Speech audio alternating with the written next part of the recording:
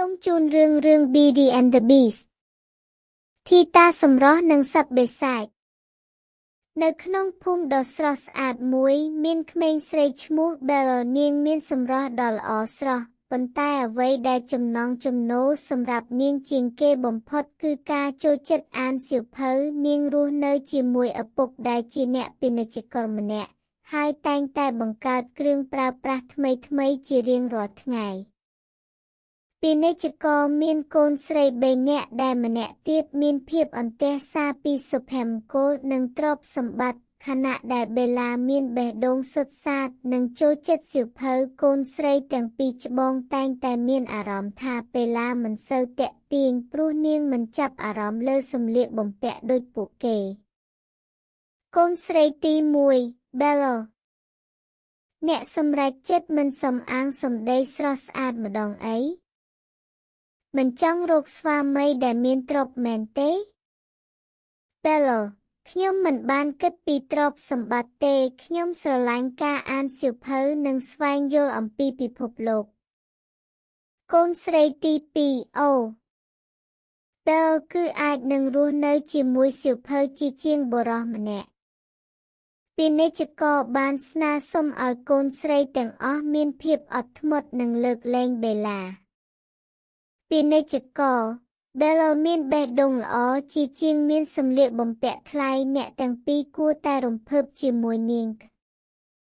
ថ្ងៃមួយឪពុក Belle បានធ្វើដំណើរទៅរកទំនិញតែក្នុងផ្លូវវិលត្រឡប់មកវិញប៉ុន្តែបានវង្វេងទិសភ្លេចផ្លូវហើយឆ្លងចូលទៅក្នុងព្រៃឈើមួយដែលមានព្យុះខ្លាំងក្នុងអំឡុងពេលល្ងឹតនោះគាត់ឃើញវិមានប្រាសាទដ៏ធំអស្ចារ្យមួយដែលពោរពេញដោយពន្លឺចាំងអាថ៌កំបាំងពេលឃើញការដើរឆ្ពោះចូលទៅវិមានប្រាសាទនោះដ៏ស្ងាត់មួយដែលគ្មានមនុស្សរស់នៅនិងមានអាហារត្រៀមរួចជាស្រេចគាត់ឃើញនៅក្នុងបន្ទប់ដែលល្អប្រណិតហើយបានញ៉ាំអាហារនិងសម្រាកទៅលុះព្រឹកឡើងគាត់ចេញមកក្រៅបន្ទប់នៅពេលនោះនៅក្នុងសួនច្បាររបស់វិមានប្រាសាទមានផ្កាកុលាបដ៏ស្រស់ស្អាតលេចឡើងឪពុកBelle គិតថានេះអាចជាអំណោយដ៏ល្អសម្រាប់កូនស្រីតែពេលគាត់បន្លំដៃទៅបិទផ្កាភ្លាមសត្វបិសាចចម្លែកគួរឲ្យខ្លាចបានលេចចេញសត្វបិសាចអ្នកកំពុងប៉ុនប៉ងលួចផ្កាកុលាបដែលជាកម្មសិទ្ធិរបស់ខ្ញុំអ្នកត្រូវផ្ដល់សំណងមកខ្ញុំពាណិជ្ជករខ្ញុំសូមអភ័យទោសផងខ្ញុំគ្រាន់តែចង់បានផ្កាខ្លះយកទៅឲ្យកូនស្រីរបស់ខ្ញុំប៉ុណ្ណោះសត្វបិសាចប្រសិនបើចង់រស់រានមានជីវិតអ្នកត្រូវឲ្យកូនស្រីរបស់អ្នកម្នាក់មកស្នាក់រស់នៅជាមួយខ្ញុំឪពុក Belle ត្រូវបានឲ្យត្រឡប់ទៅផ្ទះវិញដើម្បីប្រាប់កូនស្រីអំពីហេតុការណ៍អាក្រក់នោះដោយក្តីស្រឡាញ់ឪពុក Belle សម្រេចចិត្តទៅកាន់វិមានប្រាសាទដើម្បីជួយលោកជីវិតនៅក្នុងវិមានប្រាសាទនៅដំបូង Belle មានអារម្មណ៍ខ្លាចសត្វបិសាចព្រោះគាត់មានរូបរាងគួរឲ្យខ្លាចប៉ុន្តែបន្តិចម្ដងគាត់បង្ហាញភាពស្លូតបូតនិងការថែរក្សាជួយគ្នាទៅវិញទៅមកច្រើនថ្ងៃកន្លងផុតទៅពួកគេបានចាប់ផ្ដើមយល់ចិត្តពីគ្នាកាន់តែច្រើនសត្វបិសាចសំឡេងទន់នាងចូលចិត្តអានសៀវភៅមែនទេ Belle ភ្ញាក់ផ្អើលចាំលោកខ្ញុំស្រឡាញ់និងចូលចិត្តអានវាណាស់សត្វបិសាចខ្ញុំមានបណ្ណាល័យដ៏ធំមានសៀវភៅជាច្រើនអ្នកអាចអានវាបានតាមចិត្តចុះ Belle បណ្ណាល័យរបស់លោកមានសៀវភៅច្រើនជាផ្ទះរបស់ខ្ញុំទៅទៀត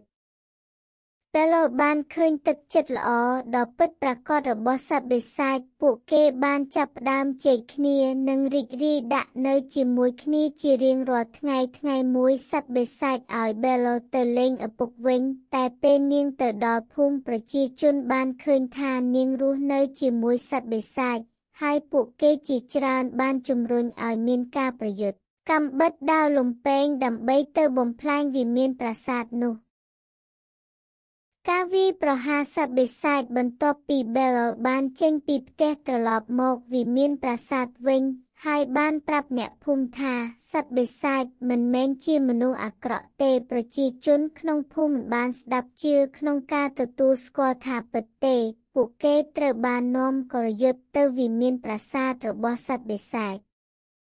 ការវាយប្រហារសត្វបិសាចបន្ទាប់ពីបែលចេញពីផ្ទះហើយត្រឡប់ទៅវិមានប្រាសាទវិញហើយប្រាប់អ្នកភូមិថាសត្វបិសាចមិនមែនជាមនុស្សអាក្រក់ទេអ្នកភូមិមិនជឿនាងហើយមិនទទួលស្គាល់នាងថាជាការពិតទេពួកគេត្រូវបាននាំគ្នាទៅប្រយុទ្ធប្រឆាំងនឹងសត្វបិសាចនិងកំទេចបំផ្លាញប្រាសាទរបស់គាត់ប្រជាជនភូមិស្រែកសត្វបិសាចនេះគួរឲ្យខ្លាចណាស់ត្រូវតែសម្លាប់វាចោលទៅ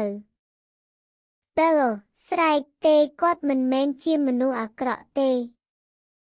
ពួកគេបានចាប់យកសត្វបិសាចនិងចេញទៅប្រយុទ្ធចាប់ឲ្យពួកគេបំផ្លាញវិមានប្រាសាទដែលគាត់រស់នៅពួកគេបានចាប់វាយគាត់មានរបួសពេញខ្លួន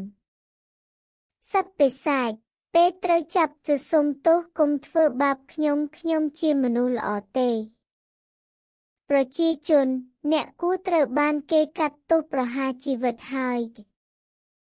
ពួកគេបានវាយសត្វបិសាចត្រូវបានព្យាបាទដោយអ្នកមានអំណាចមេភូមិដល់ចំណុចជិតស្លាប់នៅពេលគាត់ត្រូវបានវាយយ៉ាងធ្ងន់ធ្ងរនិងគ្មានសង្ឃឹមថានឹងរស់ឬមិនអាចព្យាបាលសង្គ្រោះបានជាឡើយព្រះអង្គបានជិតស្លាប់ដោយសារការប្រយុទ្ធរបស់អ្នកភូមិបានធ្វើឲ្យស្ថានភាពកាន់តែអាក្រក់ឡើងប៉ុន្តែការពិតពោរពេញដោយក្តីស្នេហាបែលបានរត់ឆ្ពោះទៅកាន់វិមានប្រាសាទដើម្បីជួយនិងរកឃើញសត្វបិសាចនាងបានប្រញាប់ជួយដល់សត្វបិសាចដែលកំពុងក្នុងធ្លុកឈាមនៅក្នុងភាពជីវិតដែលកំសត់និងមានបញ្ហាជាច្រើន